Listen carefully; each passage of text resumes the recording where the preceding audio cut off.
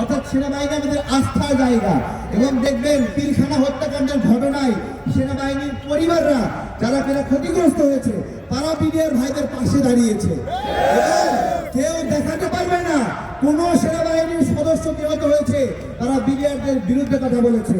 তারা একটা দিকে ইঙ্গিত করেছে এইখানে জড়িত জাহাঙ্গীর কবির নানক, এখানে জড়িত তাপস জড়িত, শেখ হাসিনা জড়িত, ওই সময় সাহারা খাতুন জড়িত। সবার এক কথা, আমার কথা হলো এই যে নামগুলো আসছে এরা যদি জড়িত হয় তাহলে এদেরকে ছেড়ে দিয়ে কেন আমার বিডিআর ভাইদেরকে আটক রাখা হয়েছে? এখনো সেই এজেন্ডা চলমান রয়েছে, সেই প্রক্রিয়া চলমান রয়েছে। এটা কোনোভাবেই ভাঙছে না, এটা চীনের প্রাচীরের মতো উঁচু হয়ে আছে, কেউ নড়াতে পারছে না। এইটা কোনো কথা? আমরা স্পষ্ট করছি। আমি ধন্যবাদ জানাবো মাহিম ভাইকে, আসছে মাহিম একটা অসাধারণ কাজ করেছে এবং আমি চাই আপনারা তাকে সহযোগিতা করেন এবং সেও মনোবল ধরে রাখুক, আপনারা একসঙ্গে সবাই কাজ করেন। আমরা গণ অধিকার পরিষদের প্রতিনিধি যারা আছি আপনাদেরকে নিয়ে আগে প্রোগ্রাম করেছি, আমরা আশ্বস্ত করছি আমরা দ্রুতই অসম্ভব সেই কাজকে আবার সম্ভব করব। এবং সেটা কি, আমরা এখানে কিন্তু সম্ভাবনা রয়েছে যে বিডিআর এবং সেনা পরিবারগুলো মুখোমুখি হয়ে যাবে, খুবই সম্ভাবনা রয়েছে। সুতরাং আপনারা এই বিষয়গুলো খুব কৌশলীভাবে কথা বলবেন, আপনারা তাদের সাথে সাংঘর্ষিক হয় এরকম কেউ বক্তব্য দেবেন না।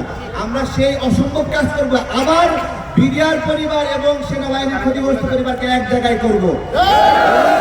এবং যদি এরকম দেখেন আপনারা কোথাও পুলিশ আইসা আপনাদেরকে মারার চেষ্টা করতেছে, হামলার চেষ্টা করছে, উত্তেজনা সৃষ্টি হচ্ছে, তখন আপনারা পাল্টা স্লোগান দিয়ে অস্থিতিশীল করবেন না, তখন বলবেন আপনারা 5 মিনিটের জন্য সবাই নিরাপত্তা পালন করবো। আমরা কি বলবেন?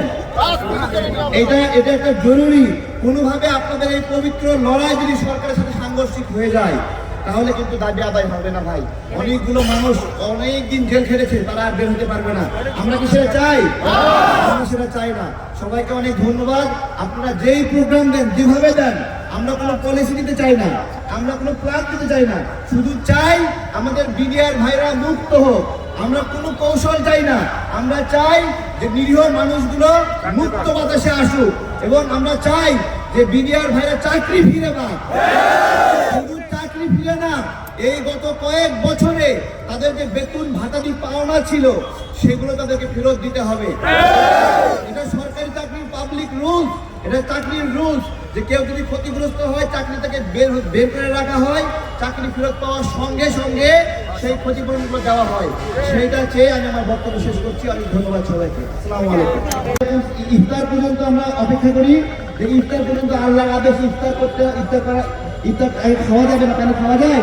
চায় না। এরকম আপনাদের জীবন মরণ দাবি আদায় না হওয়া পর্যন্ত এরকম ভাবে নিজেদেরকে সংযত রেখে সুন্দরভাবে আন্দোলন সফল করতে হবে। আসসালামু আলাইকুম।